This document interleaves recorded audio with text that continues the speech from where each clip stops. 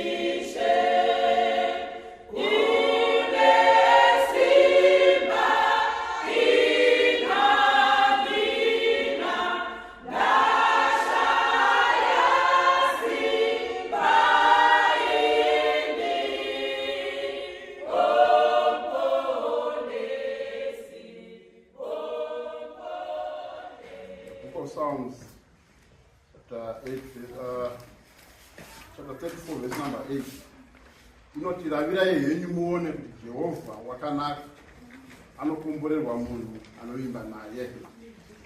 Oh, test and see that the Lord is good. Blessed is the man that trusts in him. Amen. Amen. You know, so pane wakamboinvitwa kana kuti wakamboenda pafunction inonzi strictly by invitation. Andizika? Then you go there without the invitation. Kana yasvika nguva yezvekudya zvakanaka ndizvo ka unoona kuzviona asi haungazvidya ndizvo. Yes. Why? Because you have not been invited or you have not responded to the invitation. So if you want to test the goodness of God, then you need to respond to the invitation. So vasikana vaviri ava, they have responded. We want to test the goodness of God in their lives, in our lives. So what you only need is to believe for you to test the goodness of what? Of God.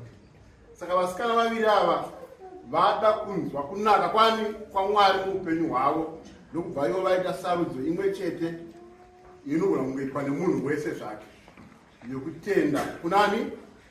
Kuna Mwari. Saka shoko raMwari zvarinotidzidzisa ndezvokuti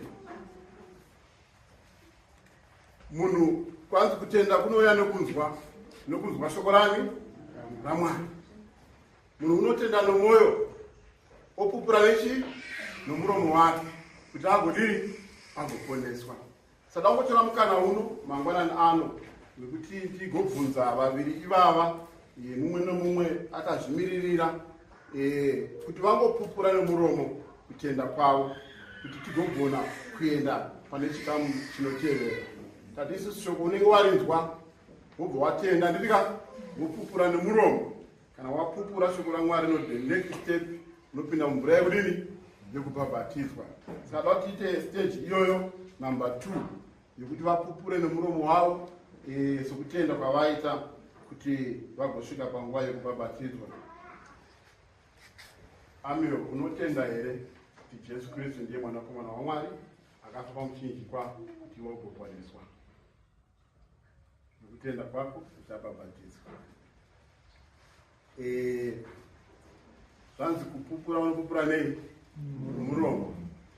Ende kana uchipupura shoko raMwari rinoti unopupura pamberi pavanhu ndivika pamberi pani? PaMwari. Saka pane signal yandawana mukati menyumu kuti hatina kuzvinzwa kuti zviro kwazvo anodini? Anotenda. Indazvinzwa asi hausi kupupura nomuromo wako pamberi pangu kwete, pamberi paMwari nepamberi pesangano. Saka ita kuti sangano rizvinzwe kuti zviro kwazvo unodini? Unotenda. Nokutenda kwako uchabhabhatidzwa. Amen. Unotenda here kuti Jesu Kristu ndiye mwanakomana waMwari akafa pamuchinjikwa kuti wogoponeswa? Takuti kereke izvinzwe nokutenda kwako uchabhabhatidzwa. Amen.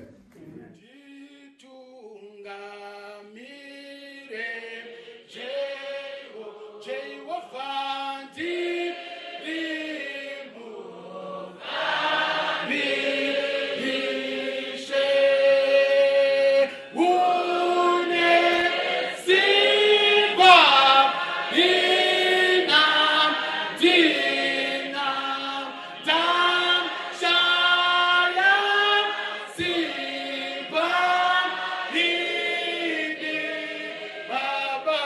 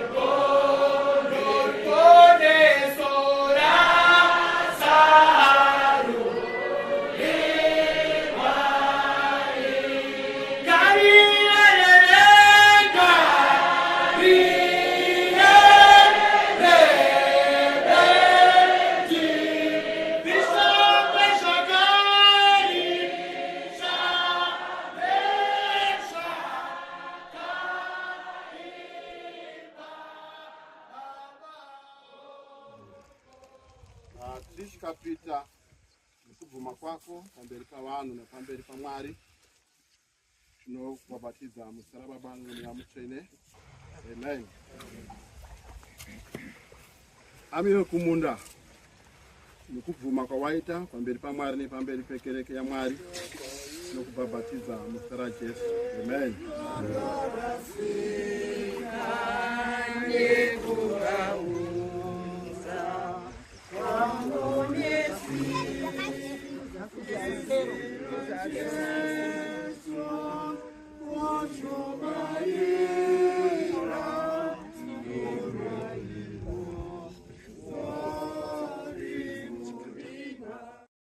Church of Christ. Chitungwiza Church of Christ. Dakutenda Mwari muzuva ranhasi nemukana kwanga tinopiwa sema youth kuti tisvike panguva yakwanga tinoparidza shoko raMwari. The last time yandakamira panapa ndakasvika panguva yekumisplace mharidzo yangu ndikashiya kuti ndaisa pai, but this time ndendo yandakarongeka mbijani.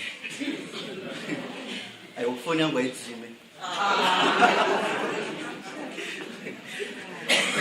Takumbirawo vatinofanirwa tiverengere Matthew chapter number 26.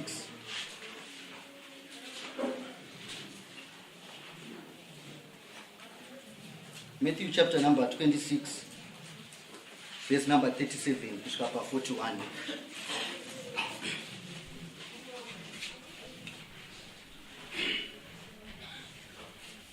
Matthew chapter number 26. Tichaverenga verse number 37 kusvika pa41. Akatora Petro nevanakomana vaZebhedhi vaviri akatanga kuva neshungu nokudumbirwa. Akati kwavari, mweya wangu une shungu kwazvo kusvikira pakufa. Garai pano murinde neni. Akapfuurira mberi zvishomanene akawira pasi nechiso chake akanyengetera achiti, Baba wangu, kana zvichibvira mukombe uyu ngaupfuure kwandiri. Kunyange zvakadaro kurege kuva kuda kwangu asi kuda kwenyu. Akaenda kuvadzidzi akawana vavata. Akati kuna Petro, makanga musingagoni seiko kurinda neni nguva imwe chete? Rindai munyengetere kuti murege kupinda mukuedzwa. Mweya unoda hawo asi nyama haine simba. Amen. Nerimwe ramazuva ndakati ndakagara pasi ndichiverenga shoko, ndakaverenga Matthew chapter number 26 yese. Ndakaitarisa ichapter yakandinakidza, ichapter yakandifadza, ichapter yekuti ndakadzidza zvakawanda. Ndichida kulinka neupenyu hwedu, chinhu chese chinonakidza chakunopera. Kune vanoona bhora tinoziva kuti last 10 minutes ndo panotambwa bhora. Kune vanoona mamovie tinoziva kuti last fight yemovie ndo inonakidza nokuti ndo panorohwa munhu chaizvo. Jesu Kristu akati ane vadzidzi vake. Matthew chapter number 26 tinoverenga tiri palotisa apa ndo patinonyanya kuifurastireka. Takatarisa Matthew chapter number 26 tinoona Jesu anoti akagara navadzidzi vake, vanomedura, vanodya chingwa, vanonamata, vanoimba. Vadzidzi vacho vangu vanoratidzwa zvinhu chavangu zvizvi zvinoitika kumberi. Tikatarisa Matthew chapter number 26 ndo imwe yemachapters inotiratidza anonzi ma-instant prophecies kana chida kutarisa.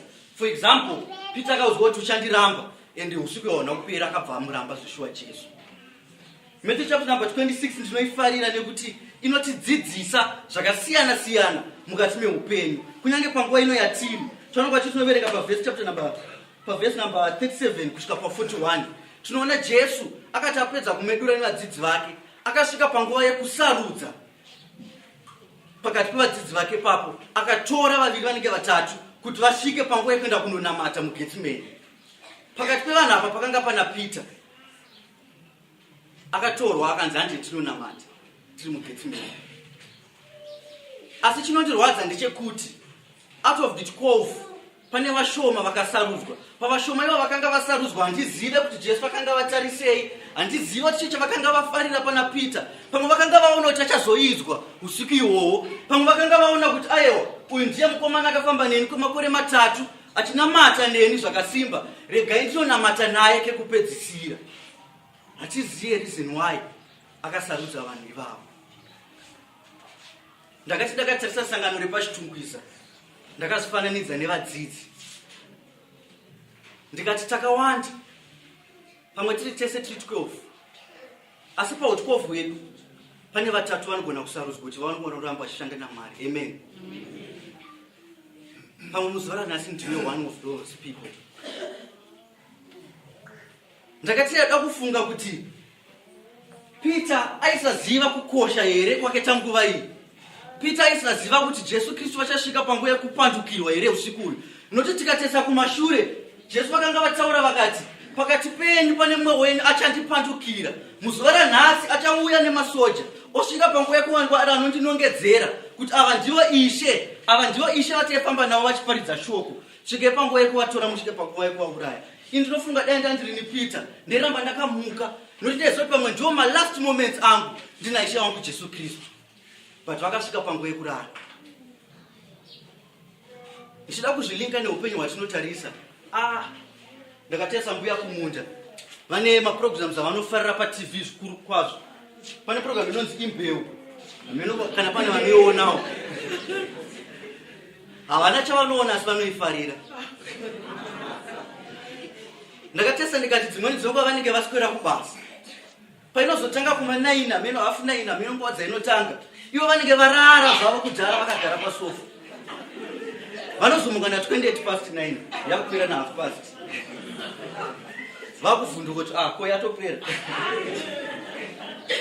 Saka ndakatarisa ndikaona ndikati nyama yedu inyama inoneta, nyama yedu inyama inoda kuzorora.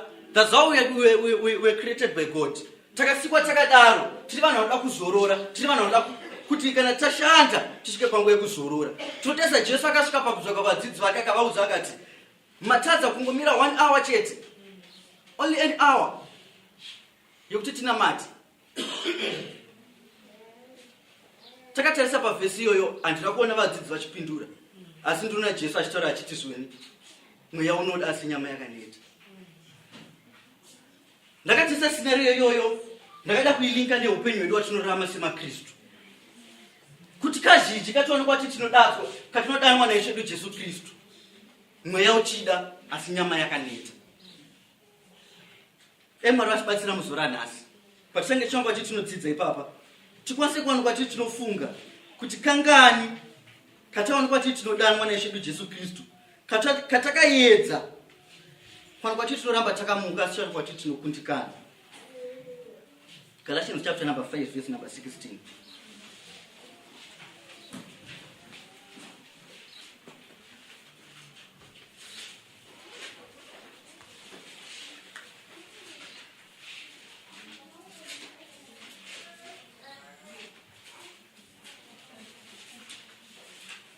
Galatians chapter number 5 verse number 16.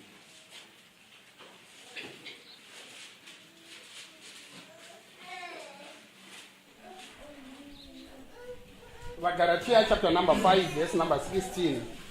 Zvino ndinoti fambai nomweya ipapo hamungaiti kuchiva kwenyama, nokuti nyama inochiva ichirwa nomweya, nomweya unochiva nemweya uchirwa nenyama. Amen. Mupenyu hwedu hwechikristu dzimweni dzenguva tiri kusvika panguva yekuti tinorara. Kana tichiti kurara handisi kutaura kuti chikuva ndikati tinosvika panguva yekurara hope, asi dzimweni dzenguva tinosvika pakurara panguva yekuti tinosvika panguva yekukanganwa zvinhu zvakakosha mukati mekurarama. Tinokuanga kuti tinokanganwa zvinhu zvinotiswededza pedyo naMwari. Tinosvika panguva yekukanganwa kuti Mwari vedu vanotida ende vanoda kufamba nesu misi nenguva. Kana takatarisa kana munhu achinzi akarara ndiri mwana mudiki ndandine nharo dzisingaiti ndaiti ndakagara pasofa takawanda vabereki vangu pavainduzoti muka unorara ndandati aiwa ndakamuka kunyange ndakarara hamenoti stage inopfuura nemwana wese randizive kana kuti ndina ndakaoma musoro asi kazhinji katinonzi muka unorara obva kuti aiwa ini ndakamuka ndiri kutoziva zvandiri kuita. Tinotoita nharo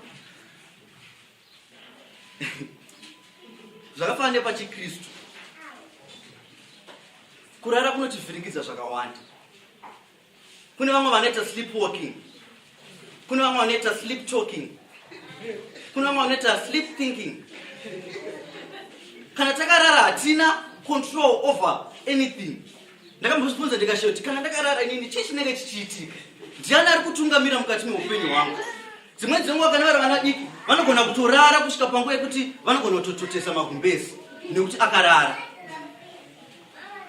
Mukati meupenyu hwedu semakristu, patiri kurara chii chiri kuvhiringidzika. Patiri kurara, kana chiti kurara ndambotora ndikati hasi kurara hope. Zvakafanira kunonzi vakonzo kana vatinofa, amen, munogona kubonzi kubasa, musarare pabasa chero makamuka. Vapuradza mukatorara pabasa hapana mune anhu yazotenga, asi mune makamuka.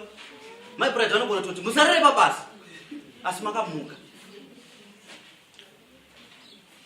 Kurara kunotivhiringidza zvinhu zvakawanda. Semakristu ngatiwanikwe tichi tinogara takamuka. Let's get focused. Let's not sleep. Rimwe zuva ndakati ndakagara mukombi kwakwe nemumwe mukadzi nemumwe murume vanga vakagara kumashure kwesiti randa ndakagara ndiri pamberi pavo. Ndakanzwa vachitaura nyaya yavo conversation. Zvikanzi nemukadzi wacho wawanga uchiti rati ndiani. Zvikanzi rati ndiani handimuziye. Zvikanzi iwo saka iwo kana paunenge wakararawo wanga uchingoti rati ei ndiani.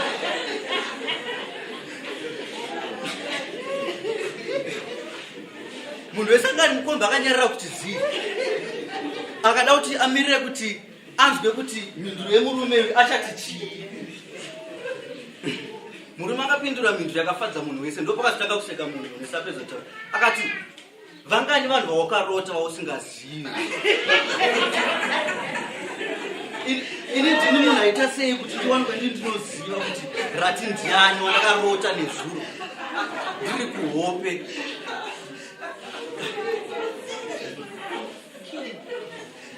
Mupenyu hwatinorarama makristu, dzimweni dzenguva tikafamba takarara tinosvika pakutaura zvinhu zvisirizvo. Unoshaya kuti munhu uyu zvaakutaura ndezvechikristu here kana kuti haasi mukristu, nenyaya kuti akarara pakunamata. Kana ukarara pakunamata, mweya mutsvene unotiza pedyo newe. Pita akanga audzwa naJesu kuti usiku hwanhasi uchasvika panguva yekundipandukira.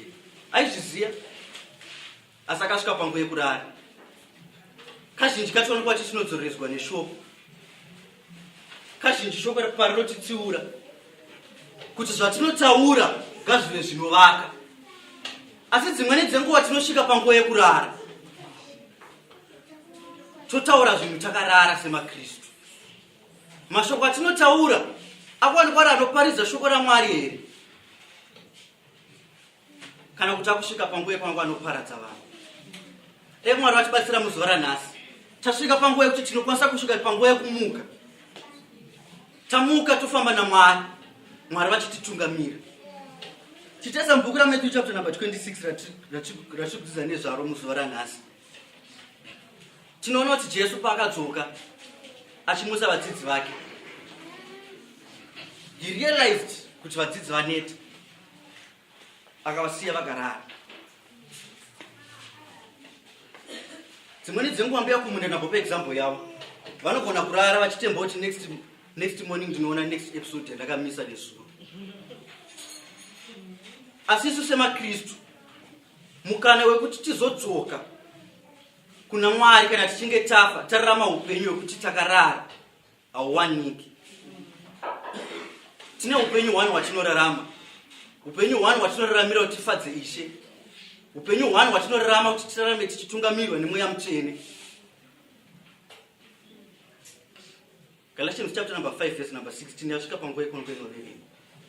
Zvikanzi hatiwanikwe titi tinorwa nenyama neropa.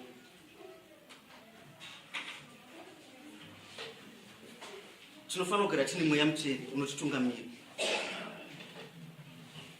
Mwari ngavatibatsire muzuva ranhasi. Tikaverenga tichidzika vatinofanira kuverenga muchidzika kubva pa16 pamagumisira pana Galatians chapter number 5.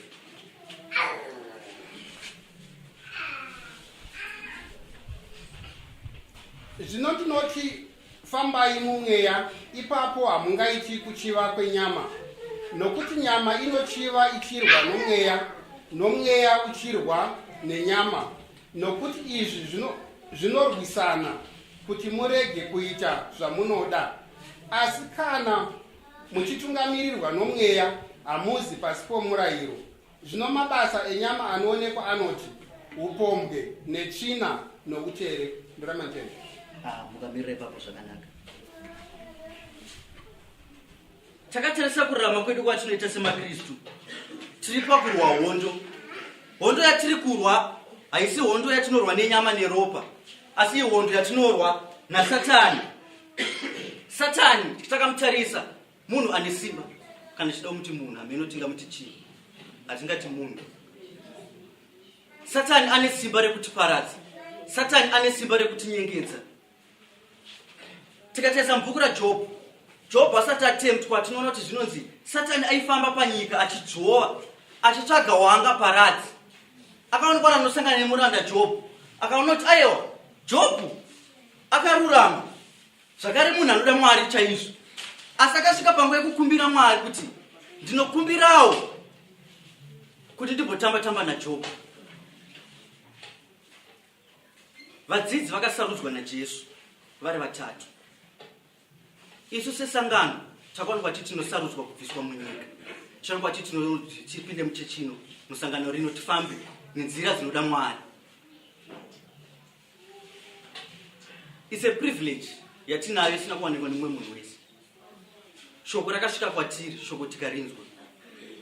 Tinotarisirwa kuti tifambe tichirarama upenyu hwakarurama.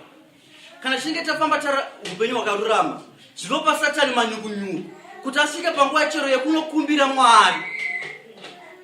Kuti Mwari ndinokumbirawo ndimbotamba-tamba namukoma Tafadzwa, nokuti vanyanya kururama. Asi kana tichinge tadanwa tikabvumidza Satani kuti tirarame kuburikidza nenyama, tinosvika panguva yekonwa tichinorarama tisina mweya mutsvene. Dai Pita akaramba akamuka achinamata, dzimweni dzenguva pamwe dai asina kupandukira Jesu. Muzora nhasi kuti tisvike panguva yekuzvibvunza kuti kangani katikasangana nemuyedzo tikatadza kuikurira nekuti hatisi kugara tiri munashe. Dzimweni dzenguva muyedzo yekuti kurira nekuti tiri kugara takarara pakunamata. Dai taedza nepese patinogona napo kuti tirambe tichirangarira kuti Ishe wedu vanotida uye vanoda tirambe tigare tiri mavari, nekuti mavari ndo matinowana ruponeso ende ndo matinowana ushe hwekudenga. Pane mumwe mutauro aitaura achiti zvoni hanzi ukaona usati wakusangana nematambudziko usati watsvukira, achipa example yemango. Achiti hanzi kana mango iri yegreen haifi yakakandirwa matombo, asi kana ichinge yatsvukirira aiwa matombo anowanda zvikuru. Iwe kana uchinge watsvukirira semuKristu, kana uchinge wakufamba nzira dzakarurama, kana uchigara wakamuka, aiwa matombo anowanda. Ndandarangarira mumba kwedu kwakuoneka makamango kakari kapfupi-pfupi, but kachipurisa mango dzinonaka. Taitoti dzichiri dzegreen waitotora peni watoinyora zita rako. Nekuti ukasadaro waitosvika yatuturwa kudhara. SemaPlays nemaKristu. Satani anoda vakatsvukira. Satani anoda vanoziva zvavanoita. Ende kana tichinge takarara, hondo yacho hatiiwini. Zvakashata tinozviziya. Ndikadotanga kuzvinomenedza, dzimweni dzomwa ndinosiya zvakashata zvinoitwa navakuru. Asi ivo vanozviziya. Shoko raMwari tinoriziva. Takaonekwa kuti tinodedzwa musangano raKristu. Tikasvika panguva yekubhabhatidzwa, tikatora nzira yakanaka yekufamba nayo. Chasara ndechekuti titsungirire kusvika paawa yekupedzisira. Chasara ndechekuti timuke kana tichinge takarara. Patakarara tinopaziva, patikufanira kumuka tinopaziva. Dai Mwari wabatsira kurengwa kweshoko rawo muzora nhasi. Amen. Zita rangu ndinonzi Roda Mirimi, ndinopindira paMufakose Church of Christ. Maita basa nekutipa nguva yenyu kwese kwamungave muri, kumabasa, mumakombi nemudzimba. makasununguka kutumira this recording to all your loved ones. Chitungwiza Church of Christ.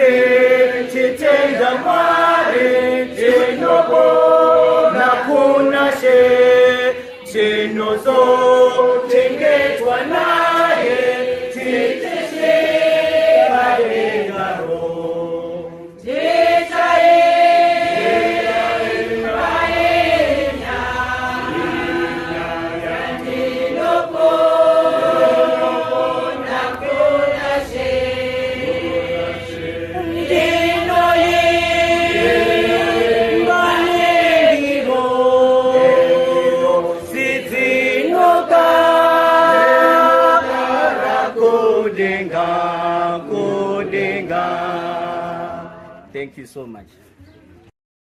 Church of Christ.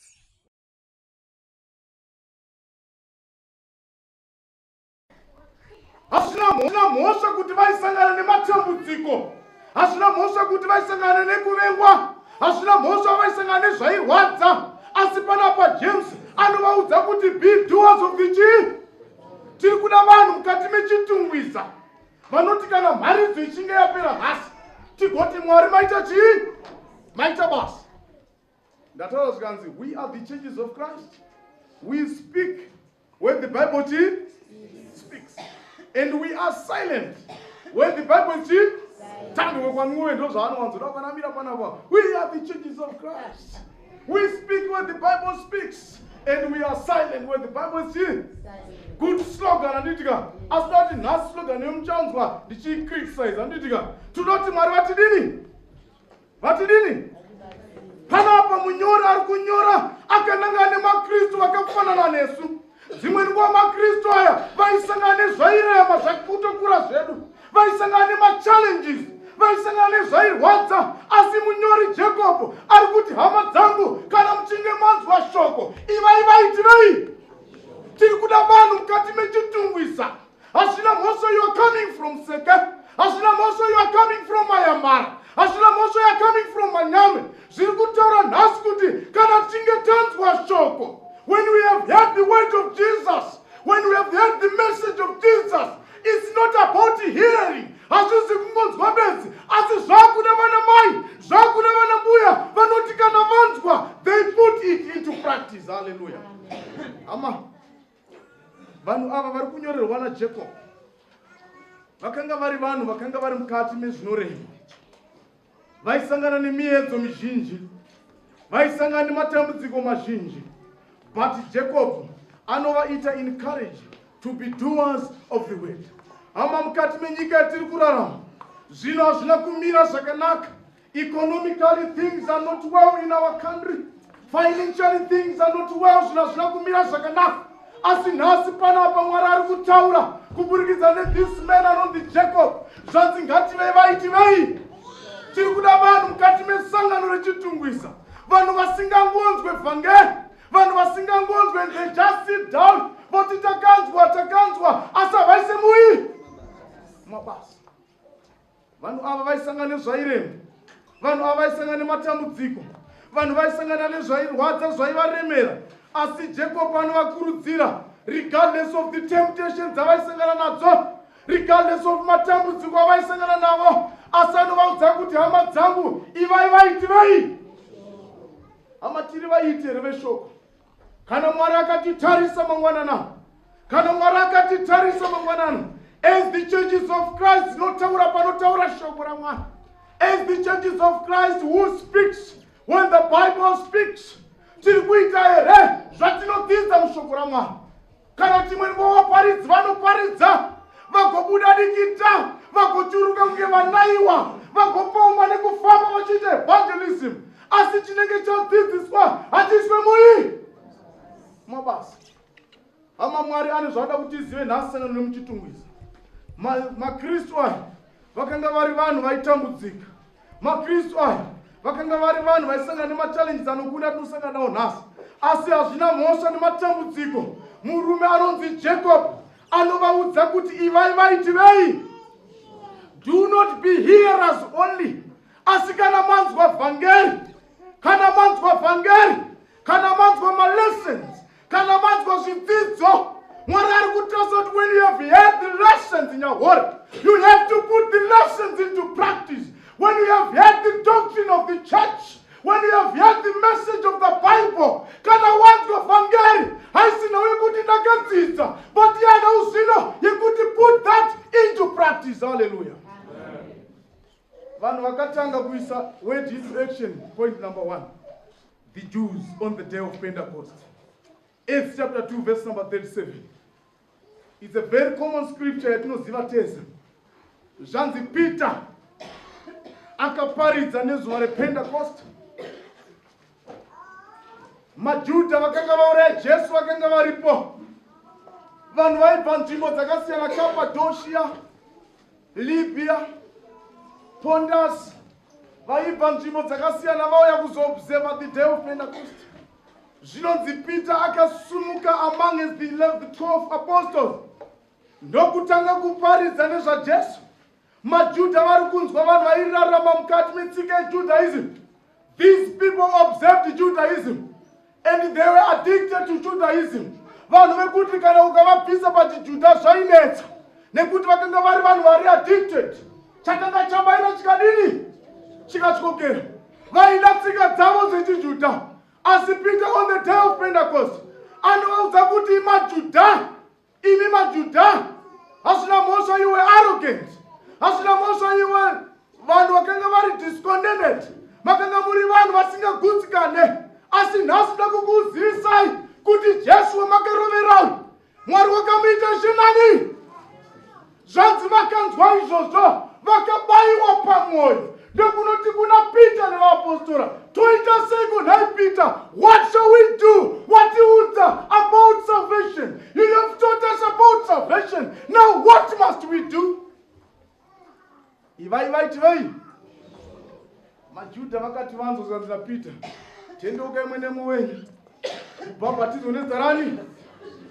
Hama, zvanzi paverse number 41. Zvino ava vakagamuchira shoko rake vakabhabhatidzwa vanenge zviuru zvingani? Zvitatu. Vanhu ava havana kungonzwa kuti Peter watidzisa nesalvation. They did not just hear. Havana kungonzwa kuti aiwa kuJerusarema nhasi kwenda kuchinakidza kwaifaya Peter angachirova mharidzo. But vakati vanzwa vhangeri, they were pricked in their hearts. Vakabayiwa vakanyong'onywa. Ndokumva chakatera, it was action. Kuti toita seiko nhai Peter, watidzivisa nezvesalvation, watidzivisa nezveruponeso, toita seiko nhai Peter. Peter anoti tendokai. Mumwe nemwe apa vazwe nani? Zvanzi vanenge zviuru zvitatu vakatendoka vakabhabhatidzwa. The Jews, a stubborn nation, an arrogant nation, vakakwanisa kubvuma kuti vhangeri rabayi ndokubva vatendoka ndobva vanyudzwa mumvura. Hazvina mhosva vaibva kuLibya, hazvina mhosva vaibva kuPondas, hazvina mhosva vaibva kuIjipita, asi panapa vakateedzera system yaJacob. Ivai vaitivei, be doers of the word. Hama tiri kuda vanhu mukati mechitungwiza vanoti kana vaunzwa nezvevhangeri haisi nhau yekungonzwa, haisi nhau yekungoti maita basa. Izvo zvinapedza uchana vanhu vachiya maita basa mfundisi, maita basa mfundisi, maita basa ana maikuwa, maita basa. Ndaita basa rei ndaita basa rei. Kana tapedza unozwana vachiti ndaita basa, asi zvamati ndaita basa chizvisei mabasa puka we. Zvanzi maJudha on the day of Pentecost, they were pricked in their hearts. Shoko rakabaya mukati memwoyo, rabaya mukati memwoyo. It required them to act. Ama, the churches of Christ, we are the true churches of Christ. We speak where the Bible speaks, and we are silent when the Bible speaks. We are silent when the Bible speaks. Rakanyarara Bible. Bible rakanyarara. Hama tiri kuda vanhu mukati mesangano chinyatsa. Tiri kuda vanhu mukati mesangano vanoti kana vafundisi vaparidza, kana vadzidzisi vaparidza, zvese zvaparidzwa, let us put that into action. Hallelujah. Tiri kuda vanhu vanokopa these Jews on the day of Pentecost. They repented. They did not just repent mutatendeuka, asi vakadzorodwa ndokupindwa navo mumvura vaisa mashoko mumabasa. How many times, brothers, zatakaverenga Hebrews chapter 10 verse number 25. Tisarega kungana kwedu sezvinoita chii? Kangani kedu hama yatinofunga kungorova zvedu kuchechi. We are the churches of Christ. We speak when the Bible speaks, and we are silent when the Bible says. Yes. Eudaraura. This one actually is the Church of Christ. This one actually. Hebrews chapter 10 verse number 25. Tisarega kungana kwedu sezvinoita chii? Vangani vedu vanofunga kurova, vakarara kumba. Tiri kuti ngativaitirei. The Bible says on the first day of the week, musi wekutenga wevhiki, tinofana kuungana as a congregation. How many times hama dzaunofunga kuti Sunday rega ndingofuma zvangu ndakarara, andikunzwa kunoita Monday chipiri chitatu chinashanda kana ndiri kubasa, nezuva ndanyatsodzorora nhasi ndirega ndinyatsodini. Ivai vaitivei.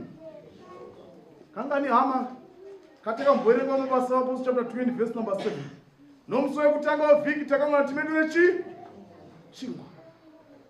Asi imweni nguva mai vanonyatsoziva zvavo the doctrine of the Bible. Vanonyatsonzwisisa kuti musi wekutanga wevhiki it's not an opinion, but it's a commandment from Jesus Christ. Hallelujah. Vangani vedu hama vari kuisa that into practice. Vamwe vedu vanorova nezvikonzero zvenyama. Hama Jacob ari kuti vaitirei. Tiri kuda sangano remuchitungwiza revival. An action-packed congregation in Chitungwiza. Hallelujah. Sangano rine vanhu vari action-packed. Vanhu vanoziva kuti Christ Jesus suffered for us on the cross. Zvairwadza, zvairema, asi mambo Jesu akasacrifice pamuchinjikwa. Iwe nhasi woti zvinhu zvavo muZimbabwe economy dollar net. Samsung hanende hangu kupi? Hama takamboona here kutambudzika kwakaita Jesu pamuchinjikwa. Ivai vaitivei. 1 Corinthians chapter 16 verse number 2. Nomusi wekutanga wevhiki umwe nemumwe ngaakamure zvimwe mungwakwani. Mumwe nemumwe ngaakamure zvimwe kumbakwani. Ivai vaitivei. Tiri kuda vanhu mukati mesangano recha rakatengwa by the blood of Jesus, maikuwa rakafirwa naJesu pamuchinjikwa. Unotoona munhu achitorara izvozvo nekudaidzira kwese kwandiri kuita ugoshaya kuti zviri kufamba sei.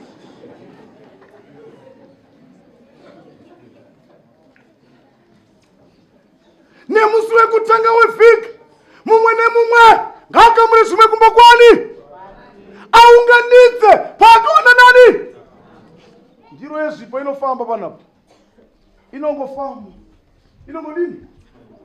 Vakomana havanotonetseka kuti akomana ko tiri kugofambire nendiro, vamwe vachingoitarisa kudaiwo. Varume vakuru chaivo nemabasa, vanamai vakuru chaivo tokundwa netumasunday school. Zvanzi ivai vaitivei, hama tiri kuda sangano muchitungwiza rine vanhu vanovipa doers of the word, vanoti kana shoko rataura haasi marandure, haasi machengeta, haasi tsiga, haasi kumunda, haasi mukusha, haasi mbita, but in the word of God that is speaking to us. Hallelujah. Hama tiri kuda an action-packed congregation muchitungwiza, an action-packed congregation. Tawanda tinofa kwete zvekuita mabhuza naMwari. Haleluya.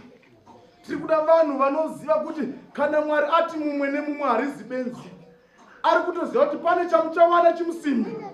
Hazvina mhosva hamusi kuenda kubasa, Mwari anotoziva kuti pane chamuchadini. But kana ndiro yezvipo yakufamba, you just look at the plate. Uri kuita ngori kuona movie yamai yazuka. Ndiro iri kufamba yezvipo, you just look at the plate. Asi shoko riri kuti ivai vaitivei. Ndoda kuradza vamwe vakava vaitive shoko. 2 Corinthians chapter number 8. 2 Corinthians chapter number 8 verse number 1 to verse number 5. Zvino tinokuzivisai hama dzangu nyasha dzaMwari dzakapiwa pakereke dzepaMakedhonia, kuti pakati pekuedzwa kwavo kukuru kwokutambudzika mufaro wavo mukuru pamwe chete neurombo hwavo hukuru zvakawanza zvikuru kusanyima kwavo, nokuti ndopupura kuti vakapa nokuda kwavo pavakagona napo, kuti kunyange kupfuura pavakagona napo. Macongregations eMakedhonia vakanga vadzidziswa nemapostori kuti kana paita dambudziko ndinofana kukotsvera, musi wekutanga wevhiki ndinofana kupa. Pane zvinhu zvataurwa zvakawanda zvaiwanikwa pamacongregation eMakedhonia. Zvanzi vaive vachitambudzika zvikuru, vaive varombo zvikuru, vaive vasina mufaro zvikuru, asi zvanzi zvese izvozvi zvakawanza kusanyima kwani, nekuti vakaziva kuti it's a commandment from the word of who? Hama tiri kuda an action-packed congregation ichitungwiza. Hallelujah. Tiri kuda vanhu vanoziva kuti kana yangu haikupa, hatisi kupa zengeza, hatisi kupa manyame, hatisi kupa seke, but we are giving to our Lord. Hallelujah. Macedonian congregations zvanzi kwaive nanambuya vaitambudzika, vanambuya vaishupika, vanasekuru harava dzaitambudzika, mayouth akanga achitambudzika, asi zvanzi pamusoro peurombo hwavo zvakawanza kusanyima kwani. Vakaziva kuti vanofanira kuve vaitivei. Hama zvinhu zvakaoma mukati menyika yeZimbabwe. Things are not rosy in our country. Asi haisi iyo excuse pamberi paMwari. If the Macedonian congregations did it, if the Macedonian congregation gave, even munguva dzekutambudzika, even munguva dzeuromba, iwe unotaura pamberi paMwari kuti unotambudzika, uchanyatsotambudzika. Uchanyatsodini? Ivai vaitivei. Tiri kuda vanhu mukati mesangano vari action-packed. We are the churches of Christ.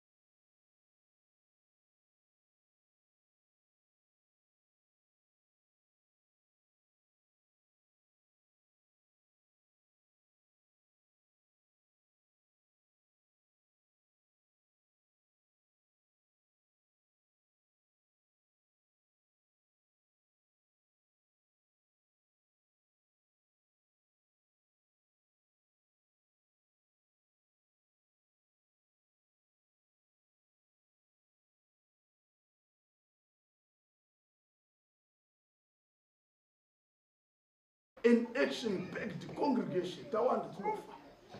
Kwete zvekuita mabhuza naMwari. Hallelujah.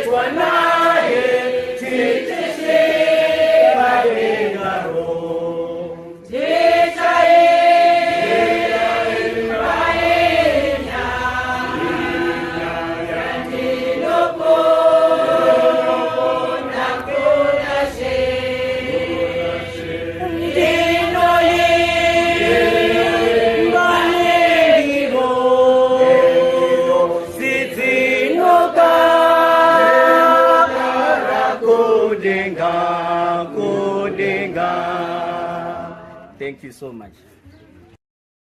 Church of Christ.